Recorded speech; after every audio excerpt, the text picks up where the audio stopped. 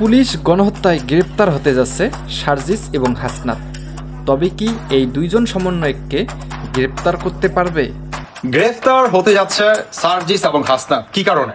দর্শক বন্ধুরা, আপনারা অনেকেই জানেন পুলিশ বাহিনীকে গণহত্যা করা হয়, থানায় ঢুকি ঢুকি তাদেরকে হত্যা করা হয়। এই বিচার কিন্তু বাংলার মাটিতে এখন পর্যন্ত কেউ দাঁড়িয়ে কথা বলার সেই সাহস পায় নাই।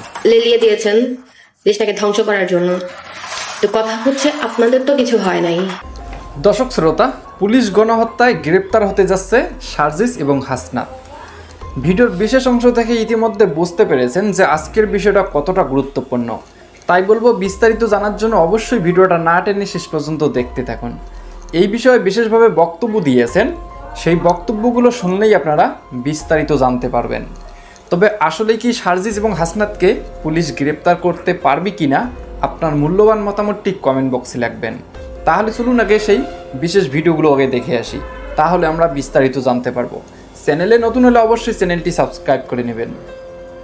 আমার ভাইয়া অসৎ অফিসার ছিল, কিংবা স্টুডেন্টদের উপর গুলি চালাইছে, কিংবা বাইরে হামলা করেছে, তাহলে আমাদের পরিবারে সবাই আমরা মেনে নিব, যেটা হবে সেটা মেনে নিব। কিন্তু সে তো সেটা করে নাই। সে তো জনগণের স্বার্থে ইভেন সে 12:30টার দিকে মাইকে বলছে, পাশের মসজিদ ছিল, বলছে যে থানা জনগণের, আপনারা থানা ভাঙচুর করেন না, রাষ্ট্রীয় সম্পদ রক্ষা করার জন্য সে থানা থেকে বের হয় নাই। এবং তাকে, আমার তো ভাই, ঠিক আছে, আমরা তো দেখেছি, জনগণ তো আসলে দেখে নাই যে আসলে ওদেরকে কিভাবে হত্যা করেছে। ওরা তো নিউজে শুনেছে যে 13 জন পুলিশ সদস্যকে পিটিয়ে পানিতে চুপে হত্যা করা হয়েছে, কিন্তু আমরা তো আমার ভাইকে দেখেছি যে কিভাবে নৃশংসভাবে হত্যা করা হয়েছে। আমার ভাই খুবই সুদর্শন একটা মানুষ ছিলেন। তার পুরো শরীরে কোনো জায়গা নাই, তার ডান হাত বাম হাত সব ভেঙে ফেলছে।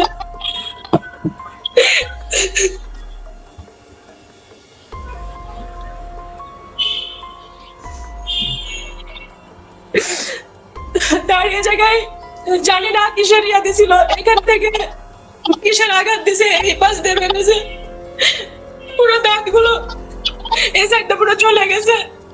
তারপরে মাথায় কিসের কোপ দিছে, সেখানে পুরো মাজাটা ইয়ে হয়েছে। ওরা তো ইউনিফর্ম অবস্থায় ছিল, সবগুলো অফিসার ইউনিফর্ম অবস্থায় ছিল, সেখানে তাদেরকে ইউনিফর্ম, একটা রাষ্ট্রীয় পোশাক খুলে তাদেরকে এভাবে নৃশংসভাবে হত্যা করলো। সেটার বিচার তো অবশ্যই আমরা চাইবো, অবশ্যই চাই যে যারা আমার ভাইয়া সহ অন্যান্য পুলিশ অফিসারদেরকে এভাবে নৃশংসভাবে হত্যা করেছে, তাদের বিচার আমরা প্রধান উপদেষ্টার কাছে চাই। আপনার ভাইয়ের মৃত্যুর পর থেকে এখন পর্যন্ত আপনাদের সাথে সরকারের তরফ থেকে কোনো যোগাযোগ করা হয়নি আপনার ভাইয়ের ব্যাপারে দুঃখ জানিয়ে? বিষয়টা এমন হয়ে দাঁড়াইছে যে পুলিশ খারাপ, পুলিশ মারা গেছে, পুলিশ মানুষ না, পুলিশ কোনো মায়ের সন্তান না, পুলিশ কারো ভয় না, পুলিশ বলেই হত্যা, তার কোনো বিচার হবে না। এটা তো হতে পারে না যে সে পুলিশ দেখে আসে রাষ্ট্রীয় দায়িত্ব পালন করা অবস্থায় মারা যাবে, কিন্তু সে তার কোনো অধিকার পাবে না।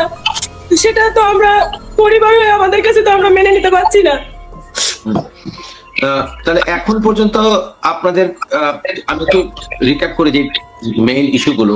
আপনি বলেছেন যে আপনার ভাই 24 বছর ছিলেন এবং আপনার ভাই যে এলাকায় কর্মরত ছিলেন মৃত্যুর আগে, ওই এলাকায় কোনো সাধারণ মানুষ, জনগণ, ছাত্র পুলিশের গুলিতে মারা যাননি। না, পুলিশের গুলিতে, এবং পুলিশরাই মারা গেছে। থানার ভিতরে যতগুলো অবস্থান করছিল একজনও বাঁচে না, সবগুলোই হত্যা করেছে এবং নৃশংসভাবে হত্যা করেছে সবগুলোরে। এবং নৃশংসভাবে 15 জন পুলিশ অফিসারকে থানার ভেতরে ঢুকে তারা হত্যা করেছে। প্লাস তাদের থানার মধ্যে যত কিছু ছিল সব লুটপাট করে নিছে। থানার কোয়ার্টার গুলো আগুন দিয়ে জ্বালিয়ে দেওয়া হয়েছে, ফার্নিচার যত কিছু ছিল সব কিছু ভেঙে চুরে একাকার করে দিছে। লুটপাট শুধু ভাঙেনি, আপনি বলতে চাচ্ছেন লুটপাটও হয়েছে? আমরা কিছুই পাই না, আমার ভাইয়ের রুটিতে আমরা কোনো কিছুই পাই না, শুধুমাত্র তার ব্যবহারিক যে জিনিসপত্র, শার্ট গেঞ্জি, এগুলো শুধু জাস্ট কয়েক বাইরে যেগুলো ছিল। আর সরকারি যে খাট, সেই খাট তো ছিল, আর তাছাড়া আমরা কোনো কিছুই পাই না। আমার ভাইয়ের রুমে যে আরো আদার্স জিনিস ছিল কিংবা তার পার্সোনাল কোনো কাগজপত্র, আমরা কোনো কিছুই পাই না। আসসালামু আলাইকুম। আপনারা সবাই জানেন যে বর্তমান ইউনূস সরকার জুলাই এবং অগাস্ট মাসে যেই পুলিশকে হত্যা করা হয়েছে, যে পুলিশের উপর গণহত্যা করা হয়েছে, সেই বিচারের রাস্তা বন্ধ করে দিয়েছে। কারণ এক প্রজ্ঞাপন জারির মাধ্যমে যেই আন্দোলনকারীরা, তথাকথিত আন্দোলনকারীরা, তাদের বিরুদ্ধে কোনো প্রকার পদক্ষেপ নেওয়া যাবে না, তাদের বিরুদ্ধে কোনো রকম মামলা করা যাবে না, তাদের বিরুদ্ধে তথাকথিত হয়রানি করা যাবে না, এই ধরনের প্রজ্ঞাপন জারি করে তাদেরকে ইনডেমনিটি দেওয়া হয়েছে। কিন্তু আমার কাছে আপনারা অসংখ্য তথ্য পাঠিয়েছেন, বিশেষ করে যে সকল পুলিশ ভাইরা মারা গেছেন, তাদের পরিবারের সদস্যরা, যারা চাকরি হারিয়েছেন অথবা যারা নানানভাবে ভিকটিম হয়েছেন, আমাকে অসংখ্য তথ্য পাঠিয়েছেন, প্রমাণাদি পাঠিয়েছেন। আমি কিছু সমস্যায় পড়েছিলাম যখন আপনাদের কাছ থেকে কিছু উইটনেস স্টেটমেন্ট পাওয়া আমার জন্য দূর হয়ে পড়েছিল, কারণ আপনারা অনেকেই অত্যন্ত ভয়ে আছেন। কিন্তু আলহামদুলিল্লাহ শেষ পর্যন্ত আমি আমার প্রচেষ্টায় সফল হয়েছি। আমি বিশ্বাস করি শেখ হাসিনা শাসনামলে কতিপয় পুলিশ, র্যাব, তারা এক্সট্রা জুডিশিয়াল কিলিংয়ে জড়িত ছিল, কিন্তু ওভারঅল আমাদের পুলিশ প্রশাসন এবং আমাদের সাধারণ পুলিশ কর্মকর্তা এবং পুলিশ অফিসাররা দেশপ্রেমিক। তারা তাদের ডিউটিতে থাকাকালীন অবস্থায় এই তথাকথিত প্রটেস্টাররা, আন্দোলনকারীরা, তাদের উপরে আক্রমণ চালায়। অনেক সন্ত্রাসী গোষ্ঠী ওয়েল প্ল্যান্ড, বিভিন্ন পরিকল্পনার মাধ্যমে, বিভিন্ন ষড়যন্ত্রের মাধ্যমে তারা এই সকল পুলিশ অফিসারদেরকে হত্যা করে, অনেককে জখম করে। এই বিষয়গুলো বর্তমান সরকার সম্পূর্ণভাবে বিচারের বাইরে নিয়ে গেছে। তাই আমি চাই যে বাংলাদেশের পুলিশ ভাইয়েরা এবং তাদের পরিবারের সদস্যরা সুষ্ঠু বিচার পাক, আজ না হয় কাল। সেই প্রেক্ষিতে আমি চেষ্টা করে আসছিলাম ইন্টারন্যাশনাল ক্রিমিনাল কোর্টে মামলাটি কিভাবে নেওয়া যায়। সেটা নিতে হলে এটি ওয়েল ডকুমেন্টেড কমপ্লেইন্ট প্রয়োজন। এই বিষয়ে আমার দীর্ঘ অভিজ্ঞতা আছে এবং আমার সেই অভিজ্ঞতার আলোকেই সমস্ত রাজনীতির ঊর্ধ্বে উঠে আমি আমার পুলিশ ভাইদের পক্ষে সেই মামলা স্টার্ট করার জন্য একটি কমপ্লেইন সাবমিট করেছি ইন্টারন্যাশনাল ক্রিমিনাল কোর্টে। আশা করি ইন্টারন্যাশনাল ক্রিমিনাল কোর্ট বিষয়গুলো আমলে নিয়ে এই বিষয়ে যথোপযুক্ত প্রক্রিয়া শুরু করবে। বর্তমান ইউনূস সরকার পুলিশের বিরুদ্ধে এই জেনোসাইডের বিষয়টি সম্পূর্ণ দোয়ার বন্ধ করে দিয়ে এই জেনোসাইডাল ম্যানিয়াকদের এবং ক্রিমিনালদের দোষর হিসেবে নিজেদেরকে প্রতিষ্ঠিত করছে।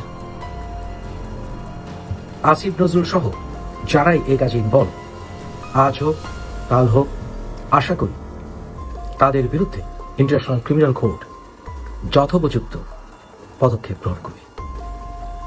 এই ভিডিও শেষে সেই কমপ্লেইন্ট সাবমিটের প্রমাণ আপনারা দেখতে পারেন। ধন্যবাদ। তো এইখানে আসলে কিছু জিনিস বোঝার আছে। প্রথমত হচ্ছে তারা একটা পুরো ছাত্র সমাজকে লেলিয়ে দিল যে যাও তোমরা দেশ স্বাধীন করে নিয়ে আসো, বাংলাদেশ স্বাধীন করে নিয়ে আসো। বাংলাদেশ 2.0 এটা হচ্ছে বাংলাদেশের স্বাধীনতা। আমার বোঝে আসে না, 1 মাসও হয় নাই তারা হচ্ছে চেঁচাইছে কুত্তার মতো যে আজকে এইটা লাগবে, কালকে ওইটা লাগবে, 8 দফা দাবি, 6 দফা দাবি, তারপরে হচ্ছে একবারে নেমে আসলো সরকারের পদত্যাগ। আপনাদের তো কোটা আন্দোলন ছিলই না, আপনারা জাস্ট হচ্ছে কিছু ছাত্রদেরকে, কিছু ইমোশনাল বাংলাদেশিদেরকে লেলিয়ে দিয়েছেন দেশটাকে ধ্বংস করার জন্য।